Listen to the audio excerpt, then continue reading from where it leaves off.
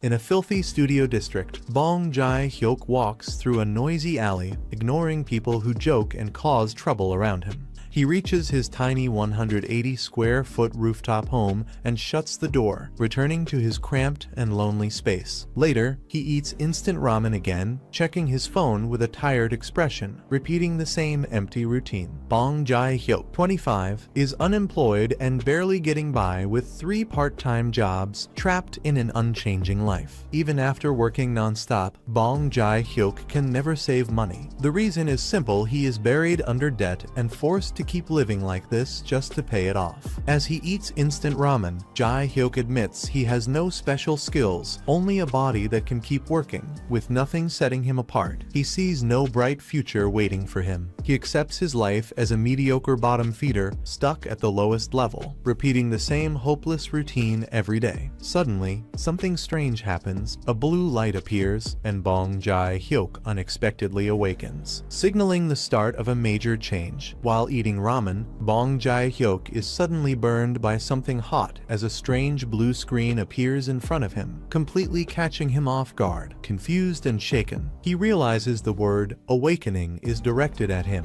making him question if this unbelievable event is really happening to someone like him. The explanation reveals that awakening is seen as a blessing by some, offering a rare chance to change one's life completely, even better odds than winning the lottery. However, the truth is harsh. To enjoy that reward, one must survive, because entering the tower is extremely dangerous, leaving Jae-hyuk kneeling under the weight of reality. The explanation continues, warning that inside the tower, people can be torn apart by monsters, crushed by traps, poisoned, frozen, or burned to death in extreme environments. Jae-hyuk recalls how he has always avoided danger in real life, ignoring injustice and staying out of risky situations just to survive another day. He admits he is a nobody who has lived at the bottom for 25 years, choosing safety over confrontation, even if it means living without change. Staring at his ramen, Jae-hyuk hesitates, wondering if this awakening is real or if he simply nodded off from exhaustion, unsure whether to believe what's happening. Jae-hyuk confirms it is real as an S-status window appears before him, displaying his personal information and proving the awakening is not a dream. The status reveals his affiliation with the Black Tower and shows that he has received a trait, along with basic tower-related functions now unlocked. As he interacts with the screen, Jae-hyuk realizes his assigned trait is summoning, leaving him shocked by the unexpected ability he has gained. The explanation continues, stating that awakened individuals can receive many different traits, ranging from combat and weapon mastery to support, summoning, and countless other paths. Jae-hyuk learns that summoning covers many types, including spirits, phantom beasts, golems, and demonic creatures, usually allowing the summoner to command specific beings. As he imagines what kind of summoner he might become, excitement mixes with uncertainty, and he wonders if awakening should feel more impressive. Deciding to test it, Jae-hyuk reaches out and activates his skill, attempting a summon for the first time. Instead of a clear result, a random summon option appears, leaving him confused as he realizes he has no control over what will come out. Jae-hyuk tries to use his skill again, but nothing happens, leaving him confused as he stares at his empty hand. He quickly realizes that abilities only work inside the tower and cannot be used in the outside world. Aside from checking the status window, an awakened person is no different from a normal civilian when outside the tower. Standing alone in his room, Jae-hyuk feels embarrassed by his mistake, realizing how little has actually changed for now. Jae-hyuk is certain that no skill should activate outside the tower, fully believing nothing unusual can happen in the real world. Suddenly, a blue system window appears and announces the start of a random summon, completely contradicting what he just understood. Realizing something is wrong, Jae-hyuk's eyes widen in shock as he senses an abnormal reaction he never expected. In the next moment, a powerful purple light erupts in his room, signaling that his summoning skill has activated despite being outside the tower. The purple light fades, and something finally appears. Jae-hyuk stares in disbelief as the summoning completes right inside his room. To his shock, what emerges is not a monster or spirit, but a human figure, leaving Jae-hyuk frozen and unable to process what he is seeing. The summoned man casually greets him and confirms he is human, making the situation even more absurd and unsettling. Jae-hyuk realizes this is no ordinary summon. Outside the tower, he has successfully summoned a human being, breaking every rule he just learned. The summoned man immediately notices the smell of ramen and turns his attention to Jae-hyuk's food instead of the shocking situation. Without hesitation, he cheerfully asks for a bite, catching Jae-hyuk completely off guard by his casual behavior. Before Jae-hyuk can react, the man starts eating the ramen with clear enjoyment, as if he belongs there. Jae-hyuk stares in disbelief, realizing that of all things he could have summoned, it ended up being a human mooching off his dinner. While the summoned man noisily enjoys the ramen, Jae-hyuk struggles to understand how a skill could activate successfully outside the tower, especially when it involved summoning a human. Unable to ignore it, he opens the status window to look for an explanation behind this impossible event. The window reveals that his summoning can call humans and demi-humans, with results ranked from R and SR all the way up to SSR and beyond. Seeing the grades laid out like a game system, Jae-hyuk realizes his ability works like pulling characters, making the situation even more unreal. Jae-hyuk opens another system notice and learns that every summon is bound by something called the Three Mandates. The rules state that the summoned must protect Jae-hyuk's life above all else, obey his commands absolutely, and prioritize his safety if any rule conflicts. Hearing this, Jae-hyuk realizes absolute obedience might actually be useful, especially considering how dangerous summoning can be. As the summoned man casually finishes the ramen, Jae-hyuk starts wondering who this human really is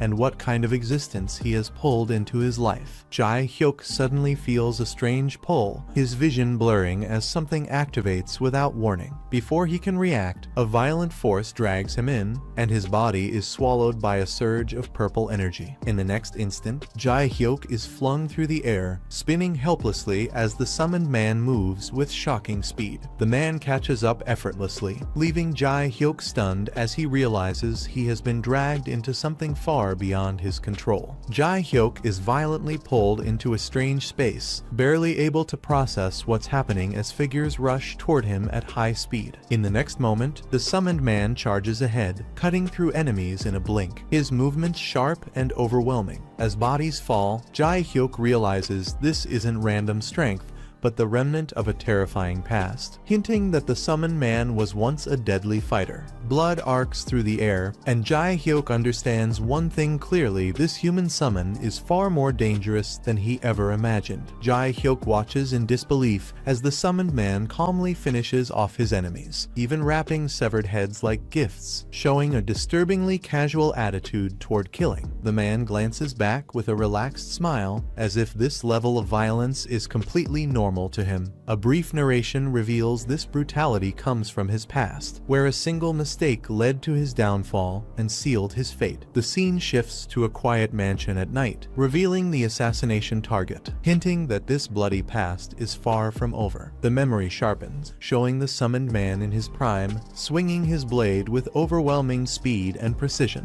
The narration reveals the truth: he was once the Empire's strongest sword master, feared by all who faced him. That final battle replays in his mind, the moment where everything ended, marking his last memory before death. The vision snaps back to reality as the summoned man calmly asks what Jae-hyuk is thinking, leaving Jae-hyuk shaken by the weight of the past he just witnessed. Jae-hyuk panics when the summoned man suddenly moves behind him, nearly knocking him over with his presence. The man immediately apologizes and reassures him, making it clear he is only waiting for orders and means no harm. Jae-hyuk remembers the rule of absolute obedience, realizing the summon will follow any command without question. Testing it, Jae-hyuk orders him to clean up the ramen pot and wipe the table, and the former sword master instantly complies like a dutiful servant. Jae-hyuk watches in shock as Mr. Cossack finishes cleaning at incredible speed, completing everything without a single complaint. It becomes clear that Cossack truly follows every command exactly as ordered, showing complete obedience. obedience? When asked, Cossack calmly confirms that he will obey any instruction without exception, as that is his rule. Out of curiosity, Jae-hyuk gives an absurd test command, immediately realizing just how dangerous unconditional obedience can be.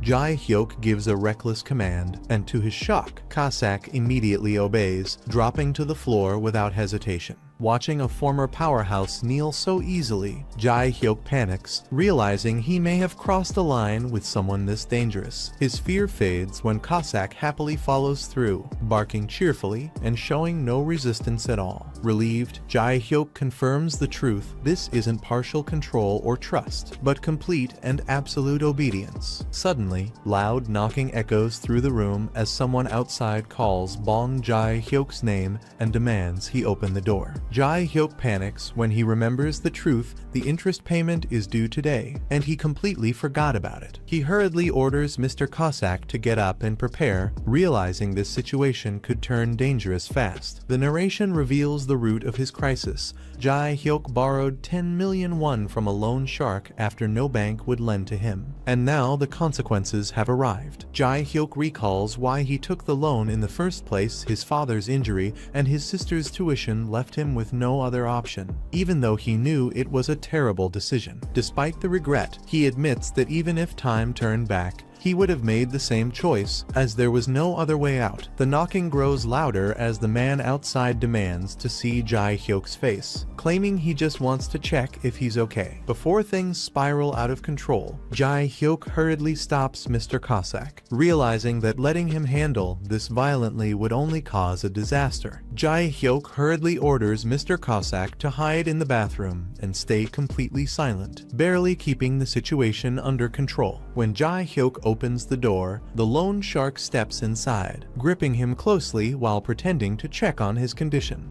The man casually talks about the missed interest payment, apologizing on the surface while clearly asserting control over Jae-hyuk's life. As Jae-hyuk sends the money transfer, the loan shark leaves with a chilling smile, reminding him how easily someone's life can be ruined. Outside the apartment, the loan shark jokes with his men, casually mentioning Jae-hyuk's younger brother, and hinting that family members can also become leverage. Hearing this, Jae-hyuk lowers his head, clenching his fists as anger and fear mix inside him, but he stays silent. Noticing Jae-hyuk's expression, the loan shark mocks him, asking if he's feeling brave enough to take a swing. Jae-hyuk immediately forces a smile and laughs it off, pretending everything is fine while hiding his real emotions to avoid making things worse. After the loan shark leaves with a final warning, Jae-hyuk exhales in exhaustion, barely holding himself together. Mr. Cossack emerges calmly, reporting that he stayed perfectly hidden and followed the order without fail. Alone again, Jae-hyuk feels the weight of everything hit him at once: double shifts, debt, and the danger surrounding his life. As he thinks about the tower and the monsters inside it, Jae-hyuk dismisses the idea, convinced that someone as weak and cowardly as him could never survive climbing it. With the danger gone, Mr. Cossack asks what he should do next. While Jae-hyuk admits he hasn't thought that far yet, Cossack cheerfully asks for permission to watch some TV, casually mentioning dramas and ramen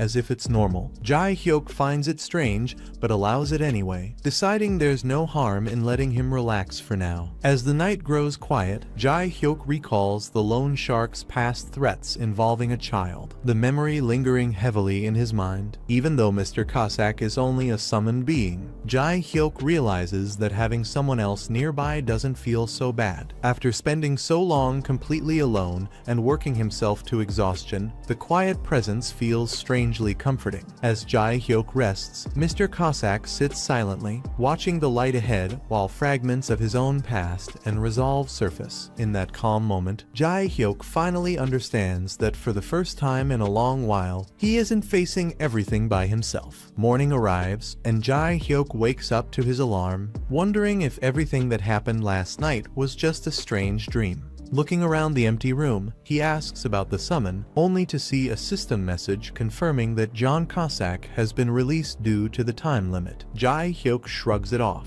convincing himself it was nothing more than exhaustion and a hallucination caused by overwork. Just as he gets ready for work, the TV suddenly breaks into the broadcast, signaling that something big has happened and the day won't be normal at all. That morning in Jongno-gu, the news reports a gruesome crime at the illegal loan shark firm called Smile Cash. Jae-hyuk freezes as he hears the details. 3 victims were found, all of them brutally beheaded. The report adds that the severed heads were wrapped neatly with red ribbons, making the scene even more disturbing. As Jae-hyuk stares at the TV in shock, he realizes the crime is directly connected to the people who threatened him the night before. The news hits Jae-hyuk like a truck, and the horrifying details instantly connect in his mind. The red ribbons, the beheadings, and the timing all point to one impossible conclusion: John Cossack. Grabbing his head in panic, Jae-hyuk finally accepts the truth. He didn't summon a helper, he summoned a ruthless murderer.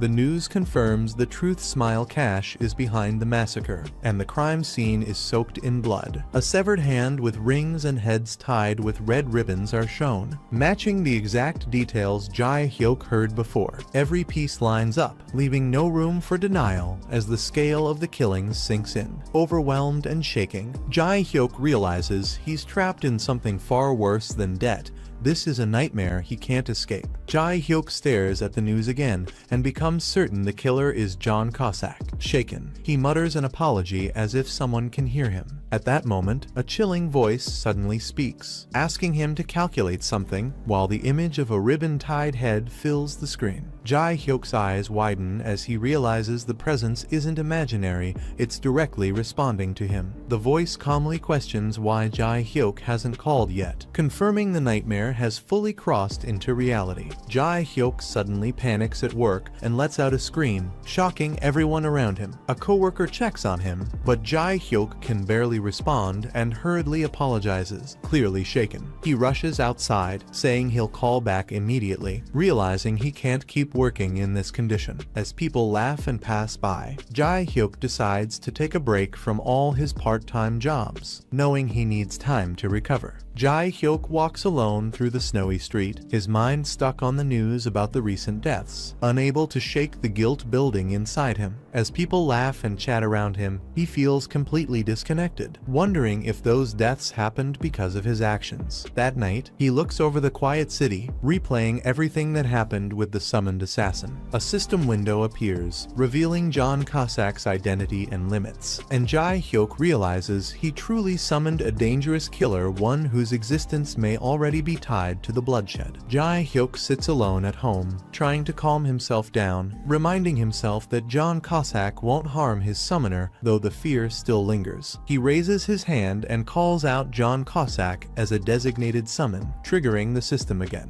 Instead of a response, a strange system window appears, asking him to leave a satisfaction rating before the next summon. Jae-hyuk freezes when he sees the star rating screen, realizing the system is judging his summon based on his evaluation and that this choice might affect everything next. Jae-hyuk panics, thinking John Cossack killed people on his own, and angrily considers giving him a 1-star rating for causing innocent deaths. But he hesitates, realizing he can't be completely heartless, even though the situation terrifies him. Remembering how painful low evaluations can be, Jae-hyuk calmly moves his finger and settles on a fair choice instead. The system confirms the rating is set to 3 stars, and Jae-hyuk accepts the decision, knowing this balance may decide what kind of summon John Cossack becomes next. John Cossack is summoned again, cheerfully thanking Jae-hyuk for the 3-star rating and promising to do better, acting unusually polite and loyal. Jae-hyuk, still uneasy, recalls the men who came to his house and directly asks if John was the one who killed them. John calmly confirms it, explaining that he took care of them the previous night, just before being unsummoned. Jae-hyuk is left in shock. His suspicion was correct, and the dangerous assassin he summoned is openly admitting to the murders without hesitation. Jae-hyuk freezes as the reality hits him. Standing in front of him right now is an actual murderer, making his heart race and stomach churn. He forces himself to calm down, reminding himself that as the summoner, he won't be harmed, even though fear still lingers. When Jae-hyuk asks how John even found those men, John explains that he planted a tracking mark on them the moment they barged into Jae-hyuk's house. Hearing this, Jae-hyuk realizes it's a special pursuit skill, and he's left disturbed, questioning why John would go that far without hesitation. Jae-hyuk panics, saying he never ordered any killing, but John calmly explains the men were a threat and dealing with them in advance was necessary. John points to the summons laws, specifically Article 3, which allows action without orders if it protects the summoner. The system displays the 3 laws, clarifying that protecting the summoner's life always takes priority over absolute obedience. To test it, Jae-hyuk asks if John would kill him on command, and John instantly refuses, confirming that harming the summoner is impossible under any condition. Jae-hyuk argues that there was no immediate danger and questions whether John's judgment was arbitrary. But John calmly says Article 3 allows broad interpretation. John explains that, in his view, those men were future risk factors who would eventually threaten the summoner's life, making the decision reasonable. Jae-hyuk snaps, calling the logic psychotic, while John simply apologizes and says he's used to hearing such words. As the tension settles, Jae-hyuk admits he understands the reasoning, but realizes this kind of power and judgment is extremely dangerous. Jae-hyuk imagines walking down a crowded street with John and accidentally bumping into a rough-looking man, noting that people usually shout threats without real intent. In that scenario, the man yells violent words, but Jae-hyuk points out that such outbursts are normally just warnings, not actual danger. However, according to John Cossack's interpretation, even a verbal threat like that qualifies as a risk that must be eliminated. Realizing this logic, Jae-hyuk falls silent, understanding that under John's rules, even minor encounters could end in death. John suddenly kneels and admits he was wrong, explaining that killing was never for Jae-hyuk's sake and only created more trouble. Jae-hyuk tells him that killing people based on speculation is dangerous and asks him not to repeat it, but John admits he cannot fully guarantee that. After being pressed, John salutes and promises to judge situations properly instead of acting recklessly. Seeing his energetic response, Jae-hyuk relaxes slightly and tells John to go back for now, ending the tension for the moment. John brings up the tower and asks Jae-hyuk why he hasn't tried climbing it yet, catching him off guard. Jae-hyuk admits he knows the tower is a once-in-a-lifetime opportunity, but he hesitates instead of answering confidently. As he clenches his fist, Jae-hyuk confesses that the real reason is fear, knowing how dangerous the tower truly is. Visions of powerful monsters and death flash through his mind, making him realize that climbing the tower could cost him his life. Jae-hyuk asks John Cossack if there was another summoner like him in the past, and John calmly confirms that there was. John describes that summoner as a truly strong and brave person, making Jae-hyuk fall silent. Jae-hyuk admits he feels ashamed, realizing that others use their awakened powers to save the world, while he lacks the courage to risk his own life. As John quietly agrees, Jae-hyuk turns away, calling himself a pathetic coward for running from the responsibility placed on him. John suddenly praises Jae-hyuk, loudly calling him the best summoner, leaving him shocked and confused. John explains that the greatest virtue of a summoner is prioritizing safety above everything else, which Jae-hyuk hesitantly agrees with. He bluntly points out that a brave summoner is dangerous because death can come at any moment, and if the summoner dies, the summoned cannot return either. Reassuring him with a wide grin, John promises to handle all the dangerous and dirty work himself so Jae-hyuk can stay safe. Jae-hyuk hears John's final words asking him to stay safe and live a long life, leaving him awake and uneasy. The next morning, Jae-hyuk wakes up after a restless sleep,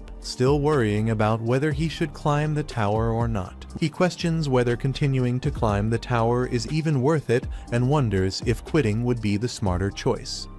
Choosing to step back, he decides to live quietly, work a normal job, repay his debts, and stay away from danger. Despite reassuring himself that hard work will fix everything, his body shows strain, hinting that things aren't as simple as he hopes. When he calls his father to check on his rehab, He learns his condition may require transfer to a bigger hospital, pulling him back into harsh reality. He receives a sudden phone call and freezes when he hears that his mother has been fired. Later, while standing outside, he talks on the phone, promising to make time to meet and telling the other person not to overwork. After ending the call, Jae-hyuk falls silent, staring ahead as the weight of his decision continues to linger. Jae-hyuk puts on full safety gear and convinces himself to only check the first floor briefly, planning to retreat immediately if anything feels wrong. Since he has the day off, he decides this is the best timing and prepares to summon again instead of rushing into danger. Just as he's about to proceed, Jae-hyuk hesitates, realizing he doesn't have to rely on the unpredictable John Cossack every time. With a nervous smile, he considers summoning someone else instead, wondering if a different legendary or super rare summon might appear. Jae-hyuk tries to summon someone else, but the system blocks him, revealing that random summoning is unavailable due to a long cooldown. With no other option left, John Cossack is summoned again, thanking Jae-hyuk for the previous rating and greeting him cheerfully. Jae-hyuk awkwardly welcomes John, realizing there's no way to avoid him, and that his attempt to change summons has failed. Accepting the situation, Jae-hyuk finally makes up his mind and declares they'll enter the tower. While John praises his decision and encourages a cautious approach, John tells Jae-hyuk to drop the tools and promises to act as his shield and hunting dog instead, taking full responsibility inside the tower. He confidently assures Jae-hyuk that everything will be handled safely and orders him not to lift a finger once they enter. The system window appears, asking whether they want to enter the Korea Black Tower, confirming that only the first floor is accessible. With a mix of nerves and resolve, Jae-hyuk agrees to go, and together they step forward to enter the tower. The system confirms entry as both of them are suddenly pulled into the Korea Black Tower's first floor. Jae-hyuk struggles to breathe as the blue data stream compresses around him, his body dragged deeper without control.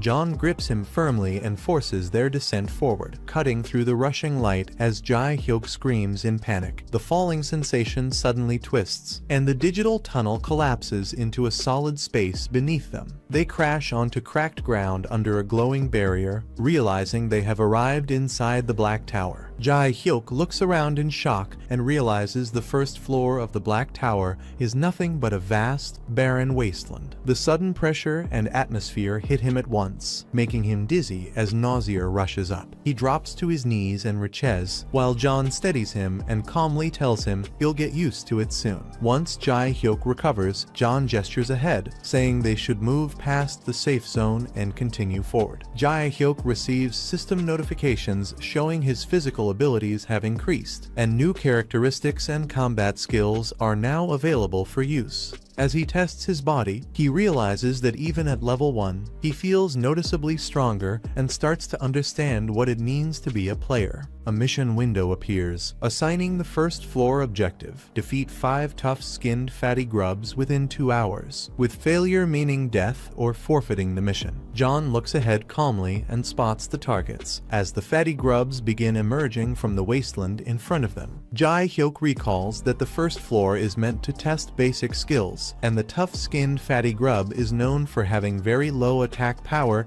but extremely durable skin. Based on information from other players, he knows that catching even one usually takes around 30 minutes, making it a test of patience rather than strength. Accepting that he is a player now, Jae-hyuk clenches his fist and decides to start carefully instead of rushing in recklessly. He steps forward, saying he will try catching just one first, while John follows behind, questioning whether there is really a need to suffer unnecessarily. Jae-hyuk faces a tough-skinned fatty grub lying motionless in the wasteland, carefully judging the distance instead of attacking blindly. Realizing he needs a proper weapon, he decides to borrow one from Mr. Cossack for a moment before making a move. As he prepares, the fatty grub suddenly twitches and begins to stir, revealing that it was not completely inactive. The monster rises, exposing its massive body and glowing core, while Jae-hyuk braces himself, understanding this won't be as easy as expected. Jae-hyuk hesitates as the pressure sets in, realizing he underestimated the situation and can't handle the grub alone. Swallowing his pride, he quietly asks Mr. Cossack for help,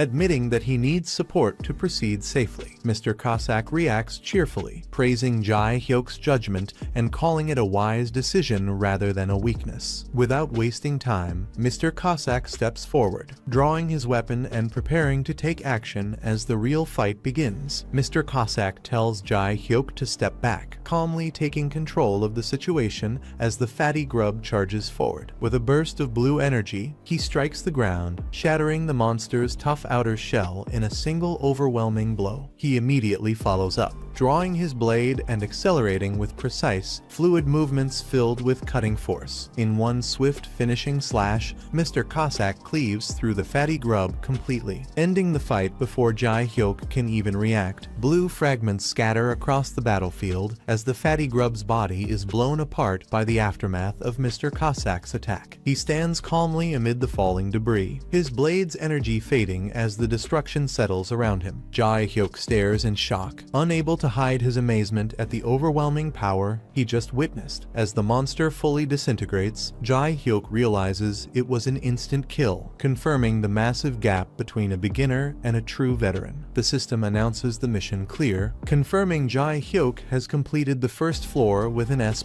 rank, leveling up and receiving magic stones along with a platinum badge. Seeing the rewards stack up so easily, Jai Hyuk feels confused and thinks the entire process feels far too simple. At the association office, a new notification suddenly appears, drawing attention from the staff who hadn't expected such a result this early. Elsewhere, a woman finishes her task and relaxes, unaware that Jai Hyuk's unexpected performance has already begun to shake the system behind the scenes. At the same moment, identical system notices appear across South Korea, alerting every player that a floor has been cleared. The system gives Jai Hyuk a choice: challenge the second floor immediately or exit the Black Tower and return home. Jai Hyuk exits the tower, reappearing safely at home while the system confirms the automatic return after clearing a floor. Checking the time, Jai Hyuk is shocked to realize the entire run only took 5 minutes, making the situation feel even more unreal. Mr. Cossack praises Summoner Bong for clearing the floor, while Bong awkwardly admits he barely did anything and just followed instructions. Cossack confidently assures him that it was the correct choice, explaining that most players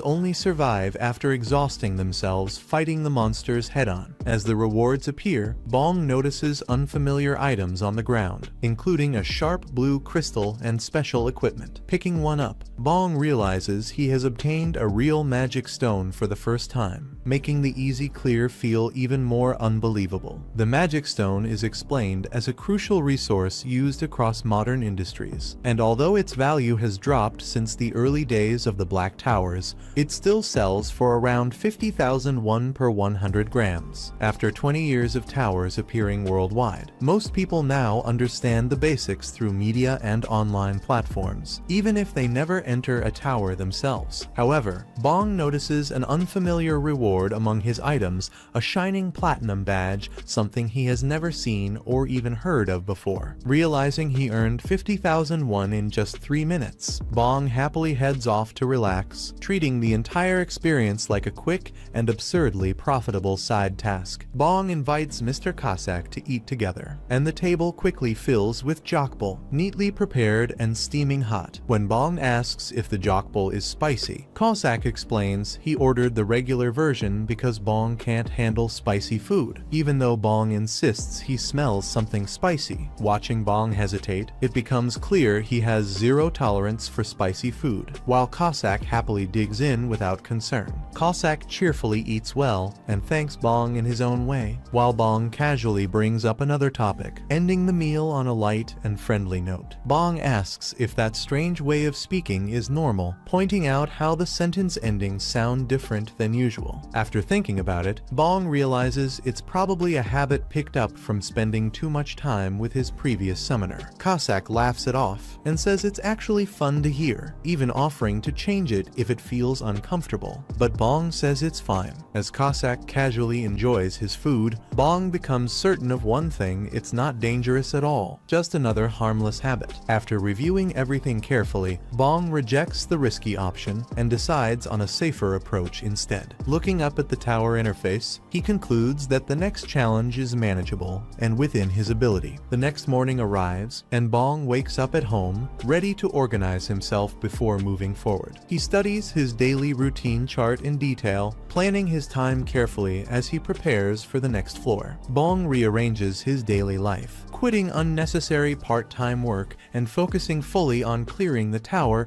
while managing his time efficiently. At home, Mr. Cossack suddenly performs a strange dance, earning satisfaction points and leaving Bong confused by the system's unpredictable rewards. As Bong thinks it over, he questions whether satisfaction ratings really matter, or if they're just another hidden condition of the tower. Mr. Cossack explains that higher ratings bring better benefits, including faster manifestation and higher ranks, making Bong realize the importance of every action. Bong enters the second floor of the Black Tower, and the system immediately displays a new mission with stricter conditions and a tight time limit. The objective is clear: defeat 10 quick-witted fatty grubs within 2 hours, with failure meaning instant mission loss. As soon as he steps forward, Bong realizes the grubs move far faster than expected, constantly shifting positions and making them hard to track. Unsure how to proceed, Bong asks Mr. Cossack for guidance, but is told there's no time to hesitate. The second floor demands instant decisions. Mr. Cossack confidently says the mission will be finished in just 3 minutes, assuring Bong there's nothing to worry about. He immediately moves ahead, saying he'll clear everything quickly and then escort Bong home without delay. Relieved and excited, Bong shouts back, suggesting they eat chicken afterward,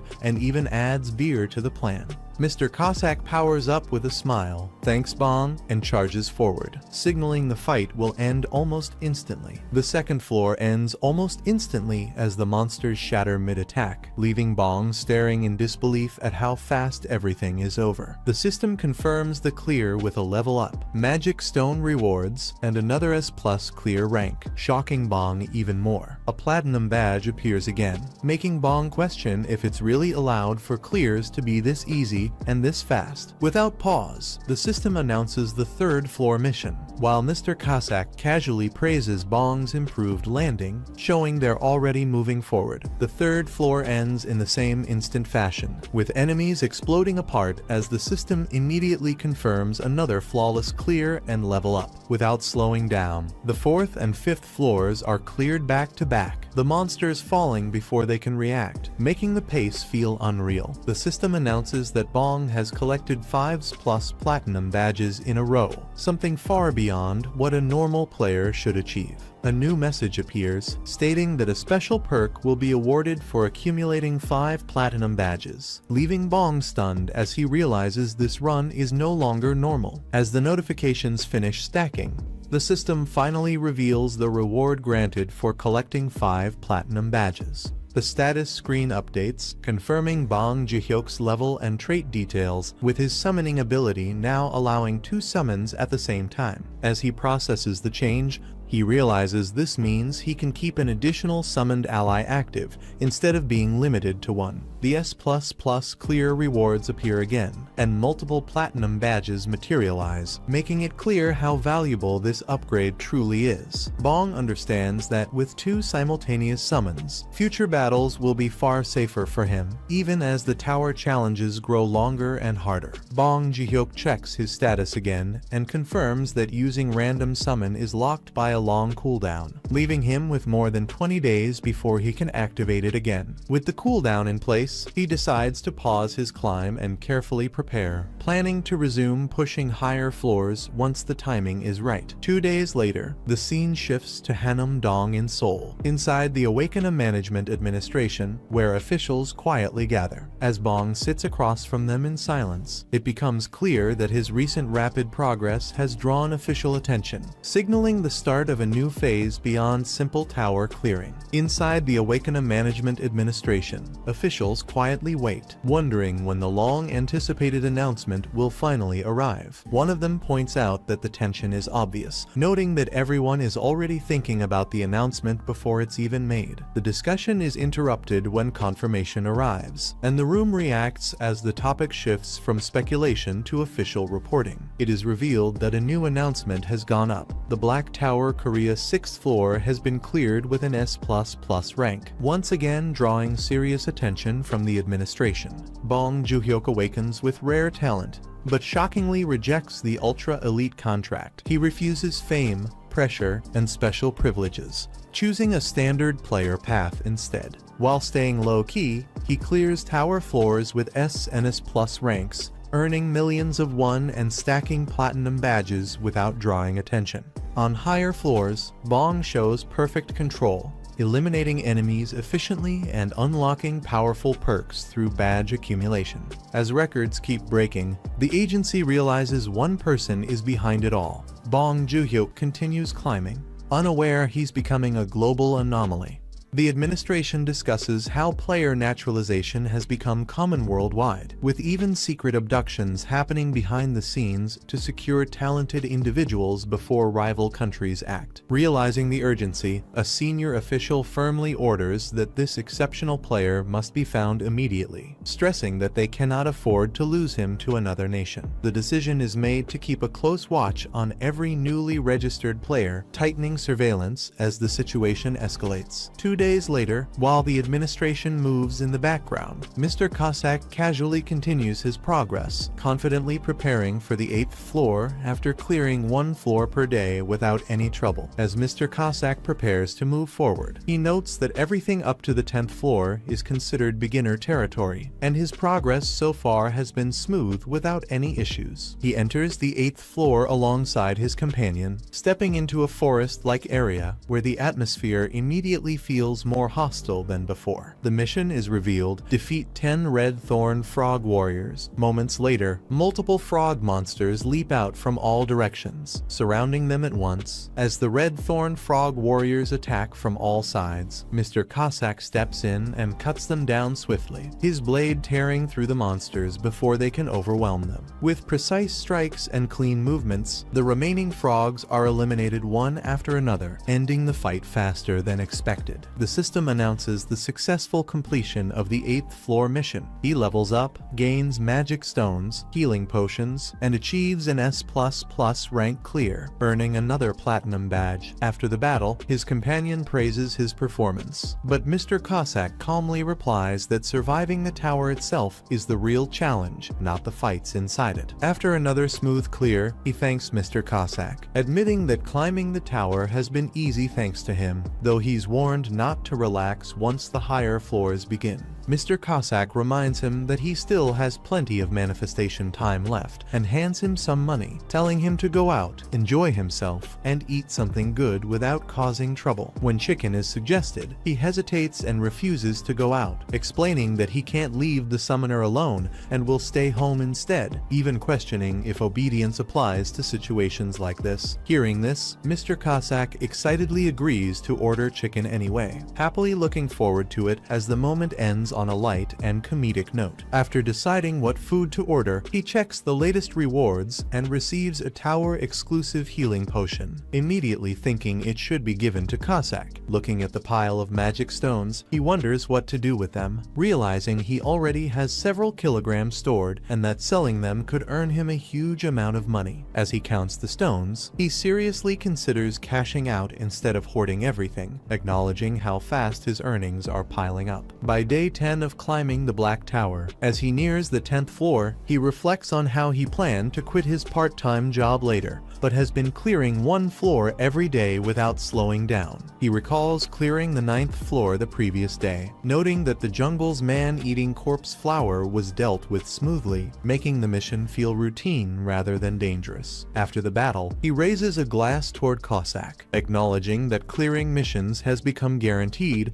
and that rewards now feel like simple bonuses. The system confirms Cossack as the designated summon and updates his satisfaction rating to 5 points, increasing his manifestation time by 1 full hour. Cossack happily promises to support him for another hour, confidently telling him to leave everything in his hands as they continue working together. As he enters the Black Tower, the system recalibrates his physical abilities, unlocking traits and combat skills adjusted to the tower's rules. Power surges through his body as mana gathers in his lower abdomen, making the enhancement feel overwhelming and unfamiliar. A wild, horse-like summon manifests, and he questions whether he has now become an uncontrollable force within the tower. The summon addresses Cossack directly and declares that from this moment on, it will also lend its strength and fight alongside them. Facing the next fight, Bong panics and insists they must fight together, swearing he wouldn't forgive himself if his summoner even got scratched. The wild horse summon stays calm, brushing it off and saying it's already a wild horse, while making it clear that Bong's encouragement alone is enough. Their attention shifts as a massive presence appears ahead, and Bong freezes when he realizes the scale of the enemy blocking their path. A towering green monster reveals itself, and Bong finally understands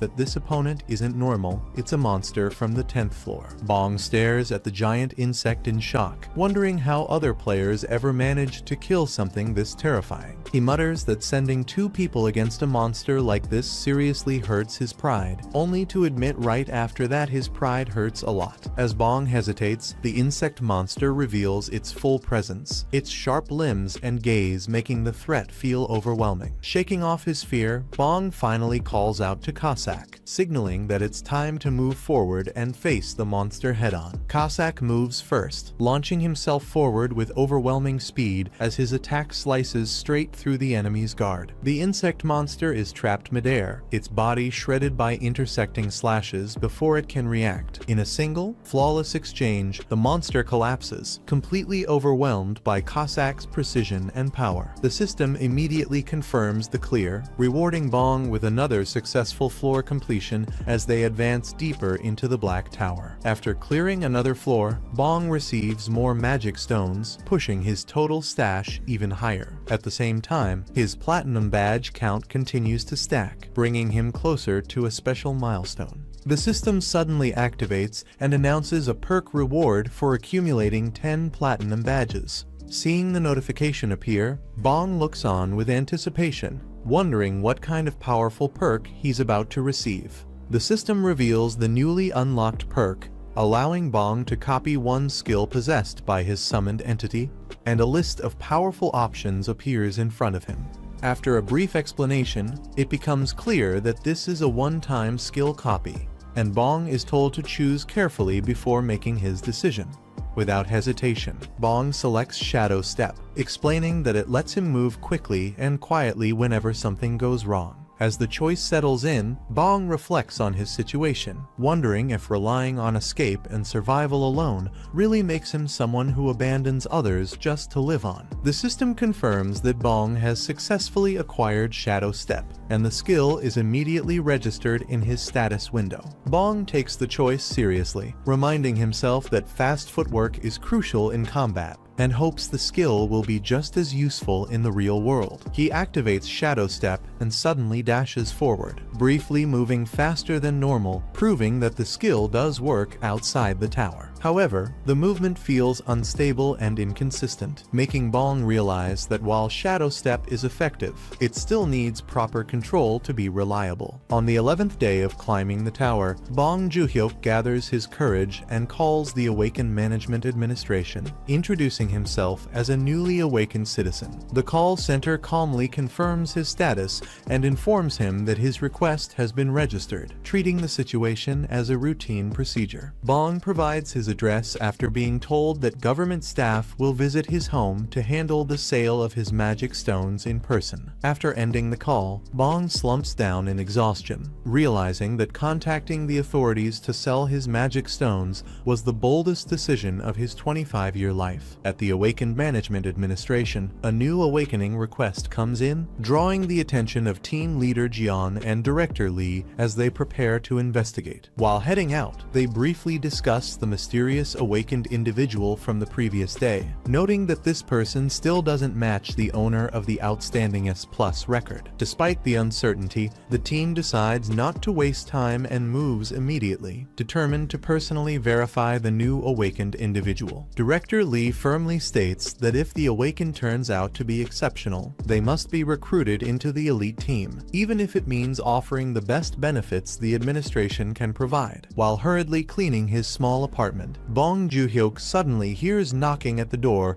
and realizes the awakened management administration has arrived. Nervous and flustered, he opens the door to find team leader Jeon and a female official standing outside, politely asking to come in. As they introduce themselves, Bong Joon-hyuk becomes even more tense, especially after learning that Deputy Director Lee is also present and an awakened player like him. Trying to stay respectful despite his anxiety, Bong Joon-hyuk invites them inside, unaware that this meeting may completely change his future. As Bong Joon-hyuk stands frozen, the female official suddenly steps closer, inspecting his face at an uncomfortably close distance. With a calm but certain look, she confirms her suspicion, identifying him as the one responsible for the exceptional results. The female officer steps forward and calmly asks if it's really him, while Bong Joon-hyuk freezes on the spot as the S++ rating hangs in the air. Startled, Bong Joon-hyuk flinches and nearly yells in panic, instinctively backing away from her sudden pressure. His mind races as confusion takes over, wondering how she could possibly know about his awakening when he never revealed anything. Trying to stay composed, Bong Joon-hyuk decides to deny everything for now, forcing himself to act natural despite the tension. Bong Joon-hyuk awkwardly laughs and pretends he only vaguely heard about the topic, raising his hand as if brushing it off. The female officer silently observes his reaction and immediately recognizes it as a typical lying gesture. Before things escalate, the senior manager sharply stops her from probing further and warns her to be more careful with players. The officer apologizes to Bong Joon-hyuk, and as the tension eases, he realizes she was only testing him and lets out a quiet sigh of relief. A cute mascot named Tabai introduces itself as the symbol of Korea's Black Tower and invites everyone to learn about the tower step by step. The Black Tower is revealed as a massive, pitch-black structure that appeared overnight, so enormous that no building on Earth could compare to it. Governments sent armies and scientists to investigate, but an invisible barrier blocked all physical access, making any direct approach impossible. Everything changed when players appeared, revealing that the tower works like a game where challengers climb one floor at a time. Outside the tower, players are just ordinary people, but inside they gain powerful abilities and skills. The rewards they earn let them upgrade their gear and even contribute heavily to the global economy. A crucial rule is revealed: if no one clears the lower floors within a set time, a countdown begins. If the tower remains uncleared, it will eventually collapse. When a tower collapses, the consequences are catastrophic. Entire regions vanish, just like what happened to Mumbai 3 years ago when its tower collapsed. Each country has between 1 and 3 black towers. South Korea has only 1, but the number of players is extremely small compared to the population, making every active player critically important. Korea's Black Tower conquest is progressing smoothly. Floors 65 and 66 have already been cleared, placing Korea just behind America's record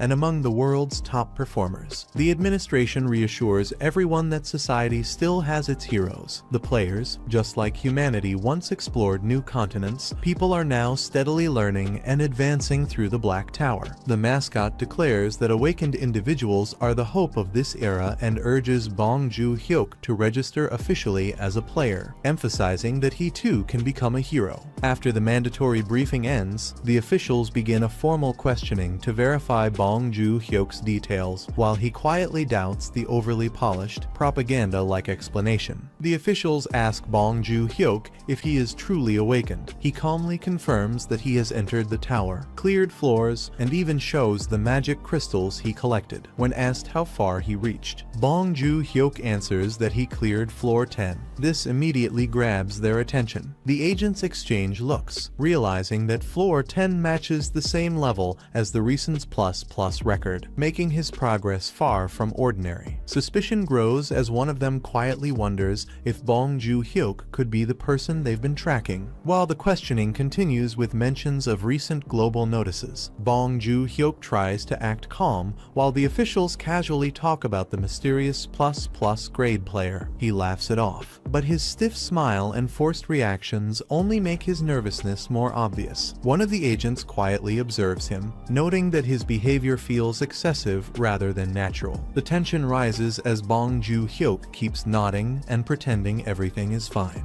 The conversation shifts as the administration explains the contract system. Players are officially divided into two paths depending on how they choose to climb the tower. The first path is the elite climbing team, which works closely with the government, while the second is the general team, where players climb freely on their own schedule, like independent freelancers. The officials explain that players have a duty to climb higher floors, but in return they receive strong support, benefits, and even personal protection outside the tower since they are still ordinary people in daily life. They add that joining the elite team comes with a guaranteed annual salary. Hearing this, Bong Joon-hyuk freezes, worried that if his S++ record is revealed, all attention will turn toward him. Suddenly, reporters swarm him and start firing sharp questions, spreading rumors and mocking him for being weak and friendless, pushing him into the spotlight he desperately wants to avoid. Overwhelmed by cameras and microphones, Bong Joon-hyuk panics internally, realizing that public attention is exactly what he fears the most. The officials explain that applying for the elite team includes strict monitoring, such as body cams to record runs, but before they finish, Bong Joon-hyuk interrupts. To their surprise, Bong Joon-hyuk clearly states that he will not apply for the elite team, leaving the official momentarily stunned by his refusal. He calmly says he is satisfied with the general team,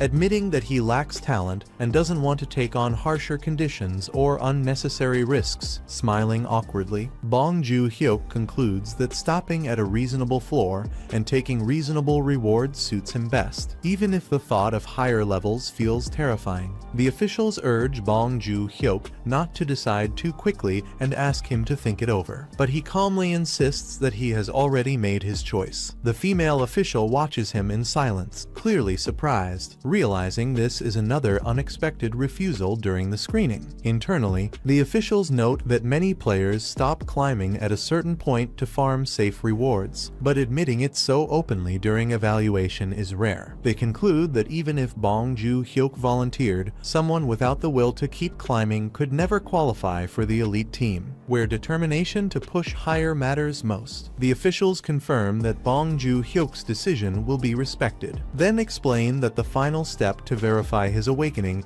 is for him to enter the tower directly from here. Joon-hyuk hesitates briefly but agrees, reasoning that skipping his daily entry would be a waste, so he might as well clear a floor while he's inside. The officials silently observe, suspecting he may still be testing whether he truly matches the rumored ++ clearer all the way to the end. Joon-hyuk warns that he usually uses nearly the full-time limit and it could take up to 2 hours, but the officials calmly accept, stating that monitoring this process is part of their job. The female official calmly tells Bong Joon-hyuk not to feel pressured and assures him they will wait as long as needed. Joon-hyuk steps forward, preparing himself, then casually tells the officials that the process may take a while. He suggests they relax in the meantime, watch TV, or help themselves to drinks from the fridge, saying he'll be back soon.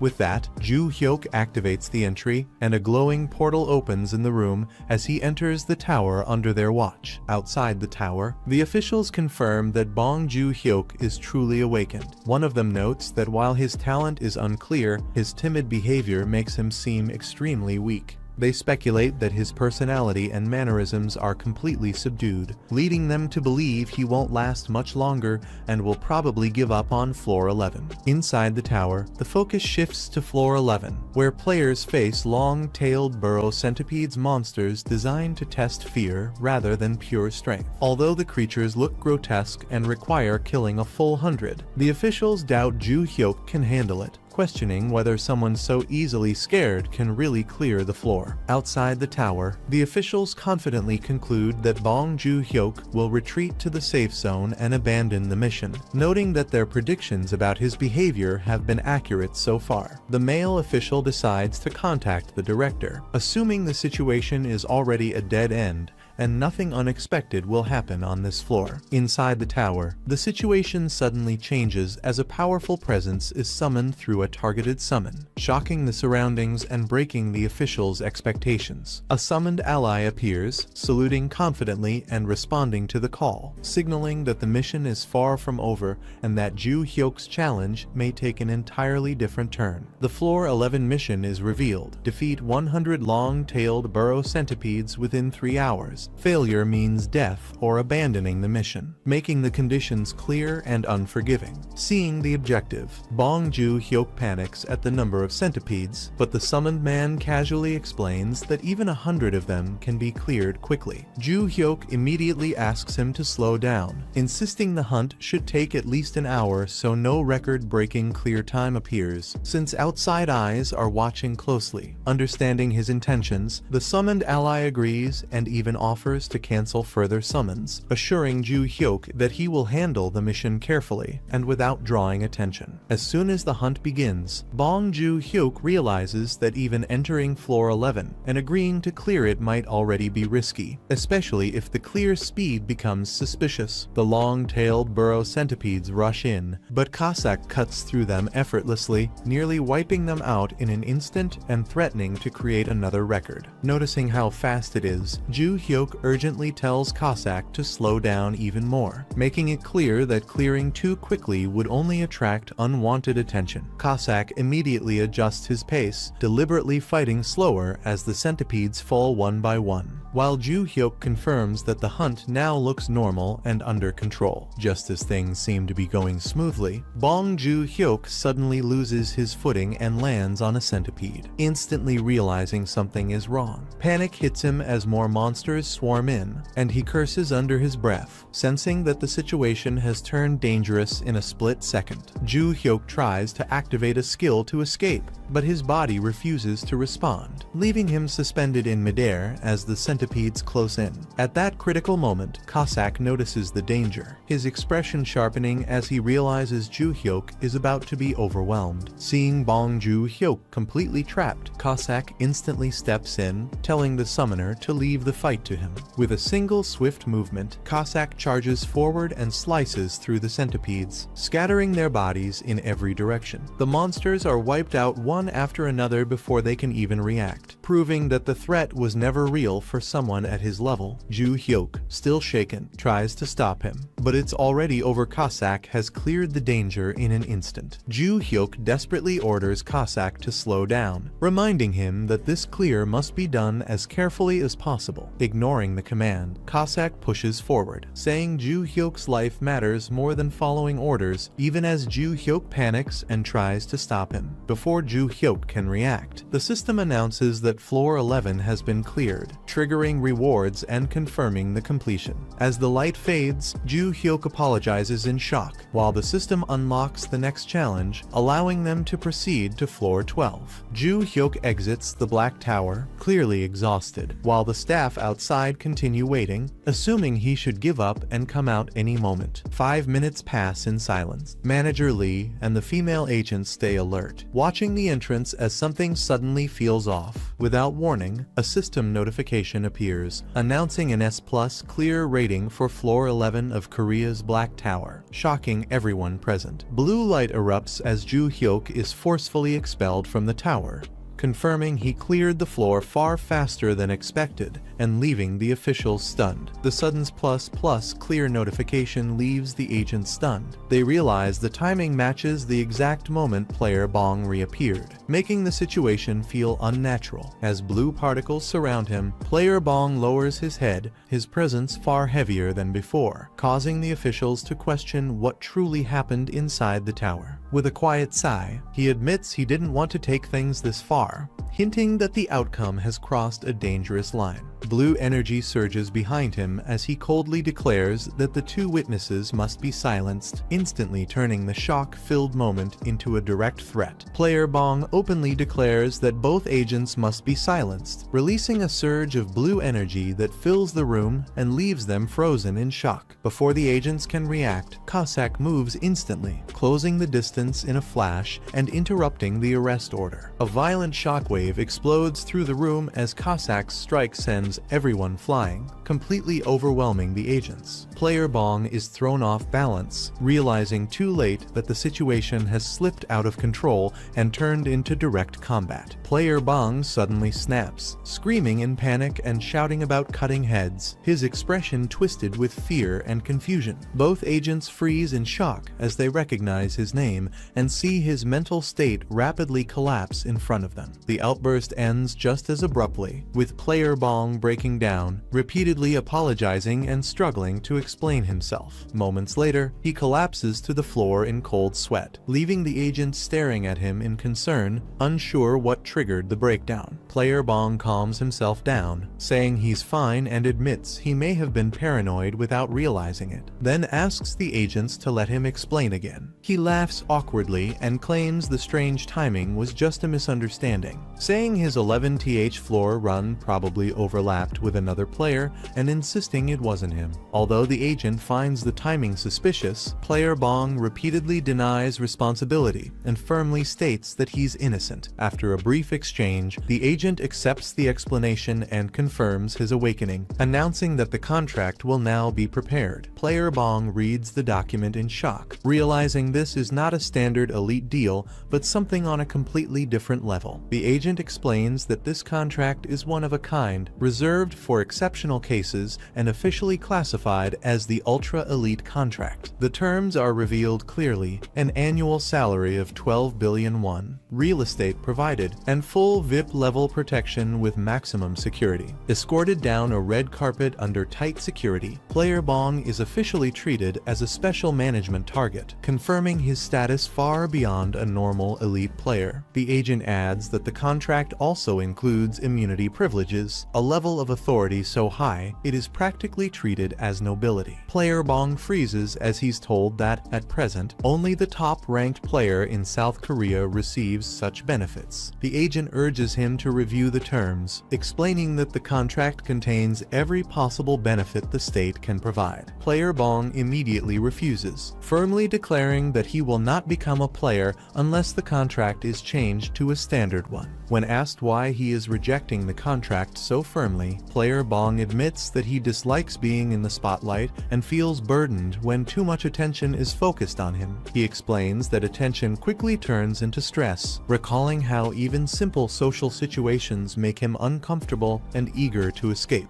After leaving, Player Bong feels overwhelmed, muttering that his heart feels heavy and that returning to such places is something he wants to avoid. The agents quietly conclude that he is extremely introverted, while Player Bong reflects that climbing the tower is only on the 5th floor. The future is uncertain, and he is not confident yet. The manager understands Player Bong's stance and agrees that, for now, it is better for him to step back, deciding to proceed with a standard contract instead of pushing further. He explains that while outsiders would be frustrated watching this decision, an elite contract always comes with responsibilities equal to its benefits. The manager adds that even if Player Bong wanted to stop upper floor raids, it would be impossible, since specialized teams exist solely to clear unexplored upper floors. Walking away with the agents, Player Bong makes his choice clear: he wants nothing to do with that kind of burden and is satisfied as long as his life becomes easier than before. At the Awakeners Management Bureau in Hanam-dong, Seoul, the officials review Player Bong's case and note that the situation is completely different from the the initial report. One manager points out that Bong was described as a timid player with no desire to climb, yet someone like him still managed to reach an S++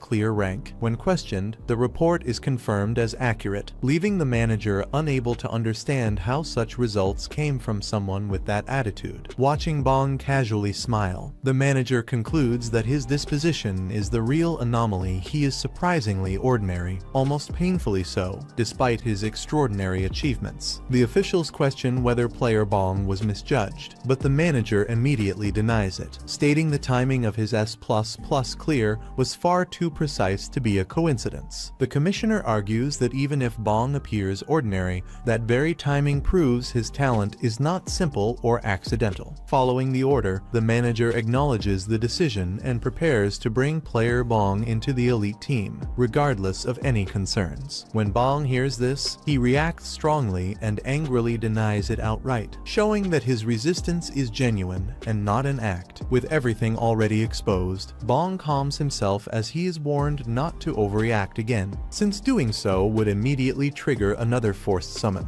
The 12th floor mission begins, revealing an icy battlefield with ice icicle spear weasels as the target and a strict time limit in place. Bong carefully follows instructions, fighting at an extremely slow and controlled pace while coordinating calmly instead of rushing. Seeing Bong respond properly without hesitation, the summoned warrior begins to trust him, while Bong realizes that clearing the floor normally may finally make the agency lose interest. As the icy cold intensifies, Bong starts shivering, realizing the temperature is far harsher than he expected despite preparing in advance. The summoned warrior notices Bong's condition and checks on him, warning that he does not look well as the cold continues to drain him. Bong insists he is fine and says he will finish slowly, while the warrior decides to speed things up to get Bong out safely. With a serious expression, the warrior promises to clear the battle quickly and escort Bong to a warm room before the cold overwhelms him.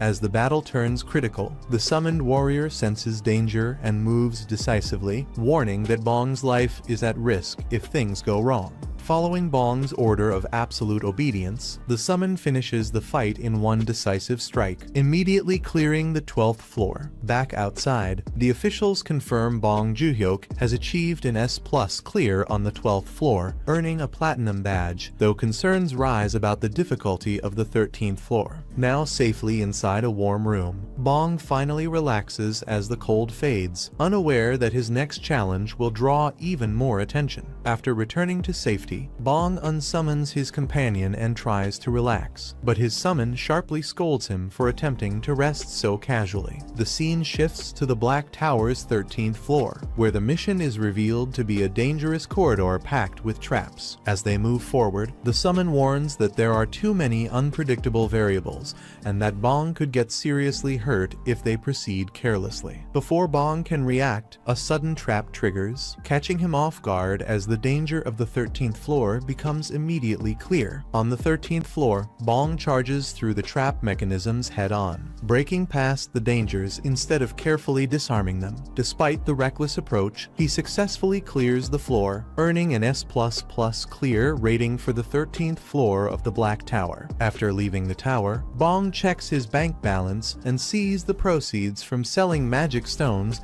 along with the standard player support fund deposited. Realizing the stones from floors 11 to 14 brought in millions of won, Bong is stunned by how much he earned in such a short time. Bong realizes that in just 14 days, he has already earned over 7 million won, mostly from magic stones, and understands that daily sales alone could reach 1 million won without fees or taxes. As he calculates the possibility of a steady monthly income, Bong calmly considers climbing higher floors, believing he can reach the 20th floor without major trouble if things continue this way. The next day, a sudden summon activates, forcibly calling John Cossack, who appears violently in the room, shocking Bong with the abrupt intervention. After confirming Bong's performance, the agency relaxes its restrictions, allowing him to clear future floors comfortably and no longer forcing him to slow down. Bong realizes the agency already knows everything, and as he thinks about the 15th floor, he understands that clearing it could grant him platinum badges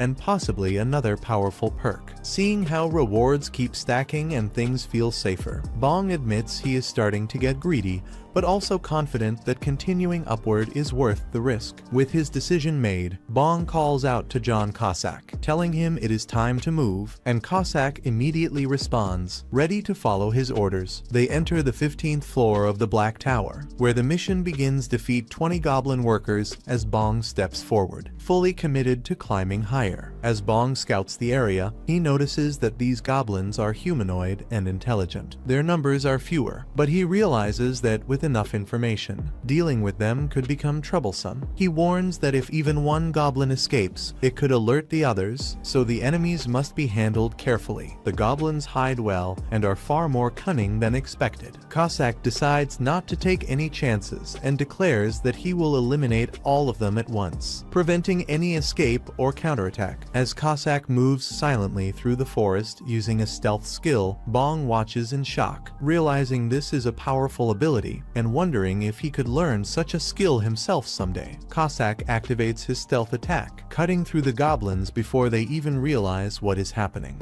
Bong watches in disbelief as multiple enemies fall at the same time. The goblins are eliminated instantly, leaving no chance for escape or resistance. Bong realizes they were already dying before they could react. The mission ends with a perfect clear, and the system announces Bong's successful completion of the 15th floor, along with level progression and rewards. As blue light surrounds them, Bong and Cossack are transported away, with Bong smiling, aware that he is steadily growing stronger and moving closer to the next challenge. Bong opens his inventory and checks his progress, confirming that he has accumulated a total of 15 platinum badges. As the badges hover and resonate, the system responds, announcing that a special perk condition has been fulfilled due to the total count. A notification appears, confirming that a new perk has been granted for collecting 15 platinum badges, officially triggering the reward. Bong smiles with anticipation, recalling how previous badge milestones unlocked powerful perks, and wonders what new ability he has received this time.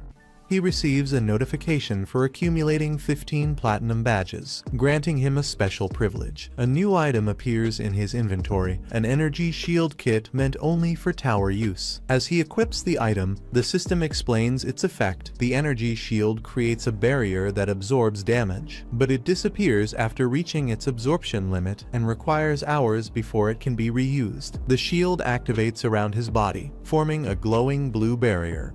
He realizes it functions like full body armor rather than ordinary equipment. Seeing the shield stabilize in the real world, he understands its true value. This is not just a tower item, it's a powerful defensive ability he can actually use outside the tower too. Bong plans to quit tower climbing for a normal life, but learns his father's hospital transfer will cost more. He then finds out his mother was fired, worsening his family's financial crisis. A reward triggers Bong receives an energy shield bracelet that works like full body armor, even in reality. He considers selling it, but chooses to climb higher instead, aiming for bigger rewards despite the risk. Inside the management office, officials note that 2 weeks have passed since the last Globalist Plus clear notice. The silence makes it clear that Bong is still stuck on the 15th floor. The mood turns tense as they question how someone so timid could possess such overwhelming talent. Frustration grows, with doubts about whether his mindset can match his power. The director slams the desk, complaining that the tower's difficulty is rising too fast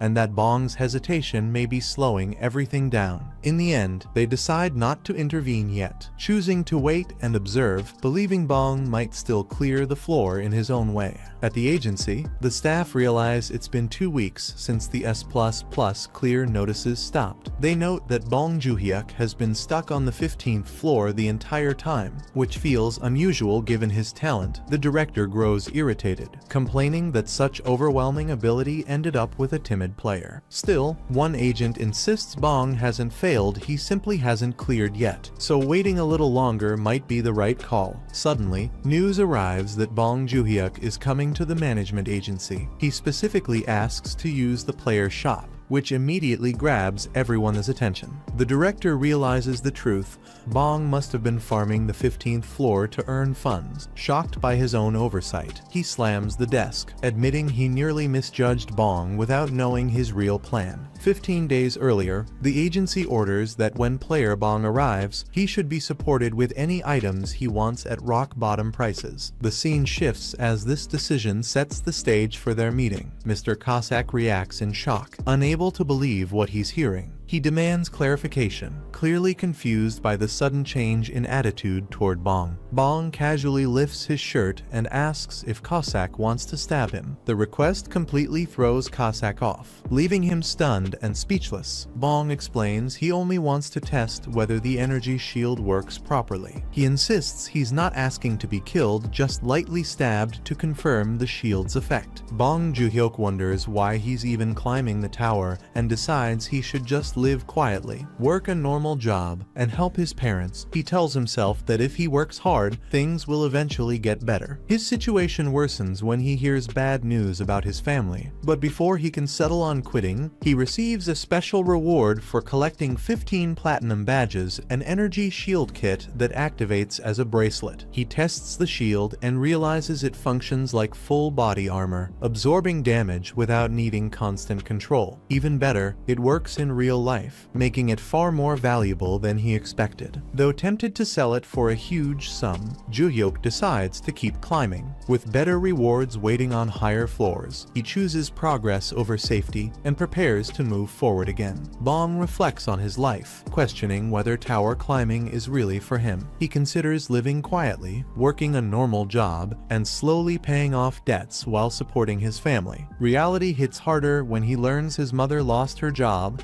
and his father needs to be transferred to a bigger hospital. Despite saying it's fine, the pressure clearly builds. Meanwhile, the agency notices the Globalist Plus clear notices have stopped. Bong is stuck on the 15th floor, but instead of forcing him, they decide to wait and observe. Bong arrives at the player shop and tests his newly obtained energy shield by having Cossack attack him lightly. After confirming it works, Bong continues training alone and prepares to practice a new skill, Shadow Step. Alone in the forest, he starts questioning his future, convincing himself that quitting the tower and living a normal life might be the safest option. But reality hits hard when family problems resurface, reminding him that stability is still far away. After receiving the special privilege reward, he equips the energy shield kit and activates it. A blue barrier wraps around his body, absorbing damage like full body armor, and he realizes it can even be used freely in the real world. While hunting with Cossack, he tests the shield in an unexpected way and gets injured, only to see the shield's healing effect activate instantly. Cossack warns him not to repeat such reckless behavior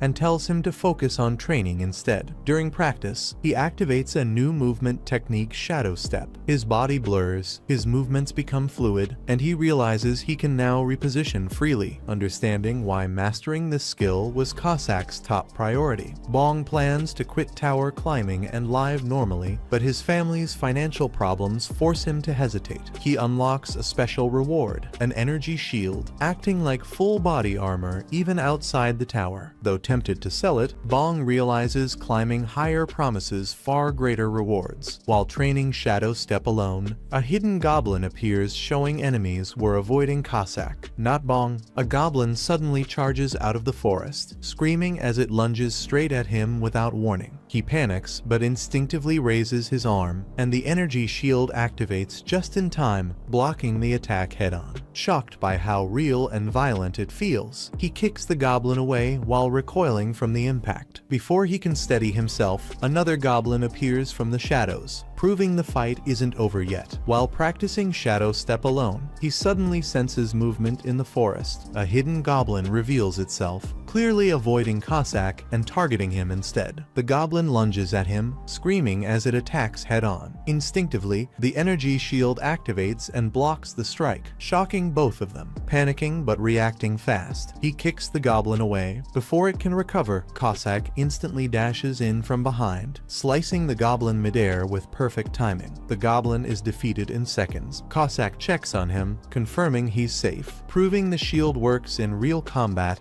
and that Shadow Step training paid off. Bong recklessly confronts a goblin alone, shocking Cossack. Despite being scolded for acting without backup, Bong insists he's fine, though it's clear he underestimated the danger. Cossack harshly warns him again not to be reckless, reminding Bong that bravery without caution gets summoners killed. Bong reluctantly agrees to be more careful. Over the next 2 weeks, Bong repeatedly clears the 15th floor, growing familiar with his skills. During this time, he gathers magic crystals totaling 22.5 kilograms, valued at 112.5 million won. Bong contacts the management agency to visit the player's shop. The agency agrees and offers full support, telling him to come on his own while ensuring he receives all available benefits. A luxury car arrives at the agency, and Bong steps out after a long wait. An agent greets him warmly, clearly relieved to finally meet him in person. Bong returns the greeting politely, still feeling awkward about the attention. The agent formally welcomes him and invites him inside without delay. As they walk, Bong admits the place feels overwhelming, but he follows along quietly. The staff treats him with unusual respect, hinting at his rising status. With no more delays, they head into the agency together, signaling that Bong's next phase as a player is about to begin. Player Bong arrives at the agency and is formally welcomed. His identity is verified through a biometric scan, officially registering him as a recognized player under agency protection. The staff informs him that he can freely access the player's shop at any time, without needing to climb the tower first. They offer guidance, but he chooses to explore on his own. Bong enters the player's shop and is stunned by its luxury. The interior feels more like a high-end showroom than a marketplace, raising questions about how such a place operates. As he looks around, he realizes the shop is reserved exclusively for players like him, with no other customers in sight. Bong prepares to uncover what special advantages this place holds. Inside the player's shop, Bong quietly inspects the displays, assuming the prices will be outrageous. He decides to start by selling his magic crystals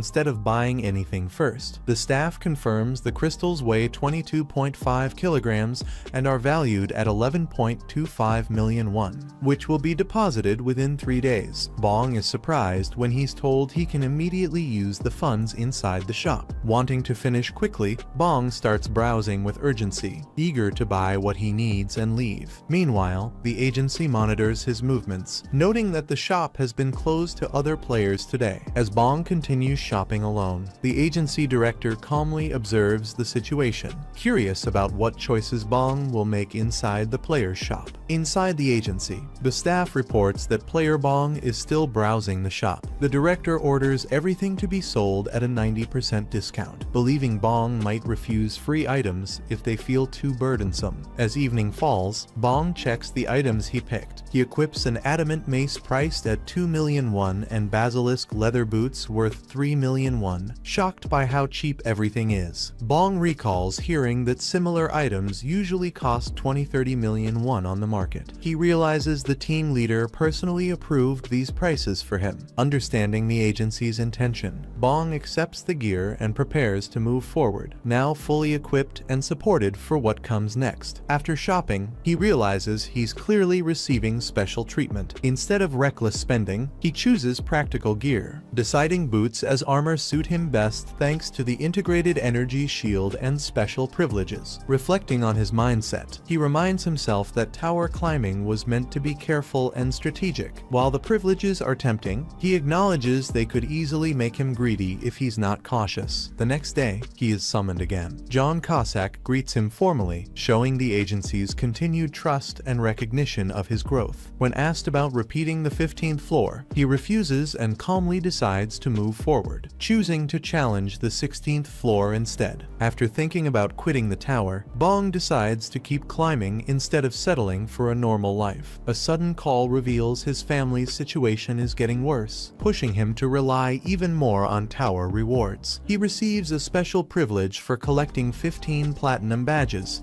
an energy shield kit. When activated, it forms a damage-absorbing barrier around his body, functioning like full armor even outside the tower. While testing his skills alone, Bong encounters a goblin hiding in the forest. The energy shield blocks the surprise attack, proving its effectiveness, but the encounter exposes his lack of real combat experience. Cossack intervenes and scolds Bong for acting recklessly, reminding him that bravery without caution is dangerous. Bong accepts the warning and continues training, determined to grow stronger before climbing higher floors. As the fight escalates, his partner intervenes and finishes the goblin.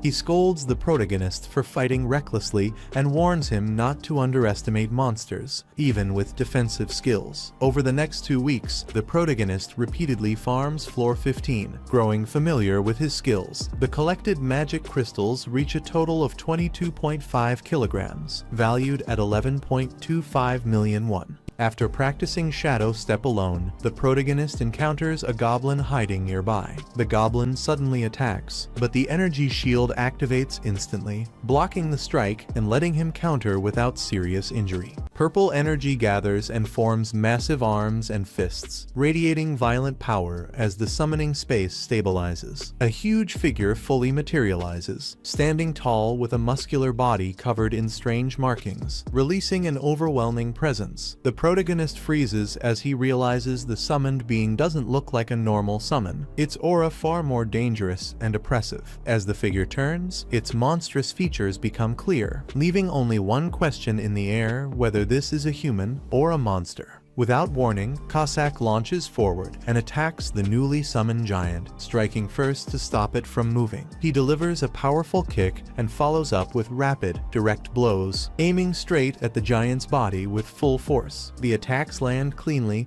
but the massive summon doesn't react the way a normal enemy would, barely shifting from the impact. As the dust settles, the giant looks down calmly and states that the attacks didn't hurt at all, making it clear this summon is on a completely different level. The giant summon suddenly threatens Cossack, calmly stating it will kill him once it finishes talking, making the danger feel very real. Before things escalate further, Bong intervenes and stops the situation, choosing to de-escalate instead of letting the fight continue. Cossack instantly switches to a casual attitude, joking that only a broken ceiling is enough damage and treating the situation lightly. The agency staff then asks Cossack to step aside, explaining that the summoned being is already well known and infamous, setting up a serious discussion about who or what this summon truly is. The summoned warrior struggles to recall the summoner rules, while others mock him and even suggest killing him to block his summoning for days. As the tension rises, the system activates and displays the summon's detailed catalog information in front of Bong. The reveal shows the summon is only rank R, labeled a rare but low-grade savage warrior with strict time limits and cooldowns. Seeing the disappointing rank, Bong feels frustrated, realizing it's the lowest possible result and considers waiting a long time before attempting another summon. Bong questions the summoned warrior about his name, purpose, and the tower, but the man remembers nothing and answers every question with confusion. Frustrated by the lack of information, Bong decides to check the summon's detailed specifications to understand what went wrong. As Bong focuses, the summon suddenly reacts, feeling like he's being pulled into Cossack's memories while strange energy surrounds him. In the next moment, the warrior is dragged through a blinding space and drops into an unfamiliar world, waking up confused and asking where he is. The summoned warrior is revealed to be a savage from the Great Plains tribe, living a simple life in harmony with nature and finding joy in small things. Despite his gentle nature, he is shown standing fearlessly before a giant wolf, proving that his strength and instincts are far beyond normal. His physical abilities are described as top tier, easily overpowering monsters, but his mindset is overly simple and lacking judgment. Watching him closely, Cossack realizes that while the warrior's body is incredibly powerful, his dim-witted nature could become a serious problem. When asked his name, the savage warrior admits he no longer remembers it, showing how much of his identity has already been lost. He is sent into battle against the super beast Hydra, unknowingly used as a living shield by the so-called heroes. Fighting with nothing but raw strength, he tears apart enemies while enduring the Hydra's deadly acid breath, driven only by the instinct to protect his comrades. In the end, the acid consumes his body completely, and he dies painfully while those he protected mock him, revealing the cruel betrayal behind his tragic fate. After learning the truth, he realizes the savage warrior was used as a disposable meat shield, and the cruelty of that fate sinks in. Despite knowing the warrior was simple-minded, he accepts that this does not justify how he was treated or sacrificed. He greets the warrior calmly and invites him to climb the tower together, offering cooperation instead of control. To give him a new beginning, he suggests choosing a name, but the warrior admits he still does not know who he is. He asks the warrior to choose a name, giving him two options and telling him to simply pick one. After thinking for a moment, the warrior chooses the name Gobang, finally accepting an identity. He reassures Gobang and says the three of them are comrades now, deciding to work together going forward. As Gobang agrees, the plan is silently finalized, marking the start of their partnership. After naming Gobang, the team quickly settles into their roles. The assassin mocks Gobang's simple nature but accepts him as a dependable frontline shield. They decide to move immediately to the next floor. As they prepare, the assassin spars with the summoner, copying his movements while Gobang clumsily imitates them from behind. Despite the mismatch, the group moves forward together. The system activates and transports them into the Black Tower's 16th floor. Gobang's physical stats are automatically adjusted to match the current level, unlocking his combat traits. The mission details appear. Eliminate 30 goblin scouts within the time limit. Inside the dark forest, the summoner is warned to keep his energy shield active and stay ready for sudden shadow attacks, and he confirms he understands. Inside the forest, the summoner stays alert, warning that goblin scouts use poison needles and can ambush at any moment. Goblins silently surround the team from behind the trees. Suddenly, a projectile shoots out from above. The summoner senses it too late as a poisoned needle flies straight toward him. At the last second, a vertical energy strike flashes down, intercepting the attack and blasting through the forest canopy. Multiple goblins are knocked back as the assassin reacts instantly and shouts that it's an ambush, signaling the start of their first real fight on the 16th floor. As more poison needles rain down from all directions, the summoner shouts a warning to dodge. The assassin moves quickly, slashing through incoming attacks to create space. The summoner realizes the situation is worse than expected, noticing far more goblin scouts hiding in the trees than he first sensed. Seeing the danger, he urgently orders Gobang to move to the front and block the incoming barrage, placing him directly between the team and the attacks. Gobang steps forward without hesitation, his massive body looming as his eyes sharpen, preparing to take the full force of the ambush head-on. Gobang slams his foot into the ground, unleashing a shockwave that erupts upward and shakes the entire area. The force launches him sky high, scattering nearby goblins as flames and pressure blast outward from the impact. At the same time, the assassin spins at the center of the battlefield, slicing through the surrounding goblins and cutting down those caught in the chaos. As the dust begins to settle, the assassin pauses and looks around cautiously, sensing something is off as the sudden silence spreads. Gobang crashes back down from the sky, his massive body slamming into the ground and blasting goblins away in all directions. One goblin is sent spinning through the air, tumbling helplessly as the impact tears through the battlefield. Bong raises his shield just in time, blocking the shockwave as his eyes widen, realizing the enemy barely stands a chance against that raw power. Nearby goblins panic and fire poison needles in desperation, their hands shaking as they try to stop the overwhelming force advancing toward them. Gobang charges forward without hesitation, ignoring attacks as explosions burst around him, following orders and crushing everything in his path. Enemy strikes slam into his body one after another, but none of them slow him down, barely leaving a mark as he keeps advancing. Bong blocks behind his shield, staring in shock as he realizes Gobang's strength is far beyond what an R-rank summon should have. As the battle ends, Gobang casually hands over a pile of golden crystals, leaving Bong stunned, convinced that Gobang's true value was underestimated from the start. Gobang sits at the table, happily eating fried chicken with both hands, crumbs falling as he enjoys the food and calls it a proper kitchen meal. The room turns chaotic as the assassin complains about the spice, while Gobang casually eats faster, ignoring the tension and focusing only on the food. Bong takes a bite himself, pausing mid-chew in surprise as Gobang suddenly praises him, calling the summoner a good person.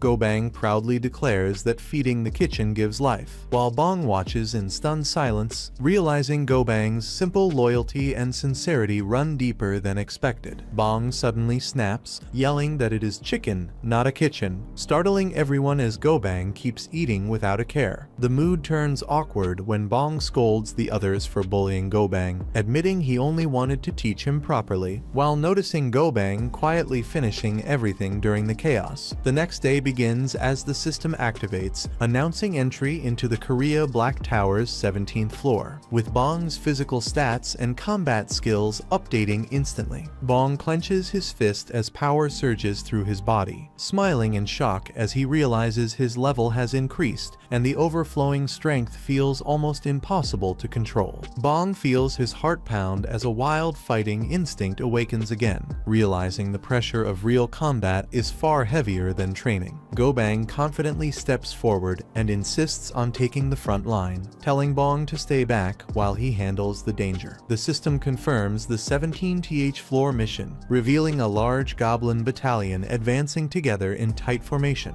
Bong watches carefully and understands the threat. These goblins are not just strong in numbers, but highly organized, disciplined, and skilled in tactics. Bong recalls the strategy he studied before entering: retreat to the safe zone, lure goblins out in small groups, and slowly thin their numbers over time.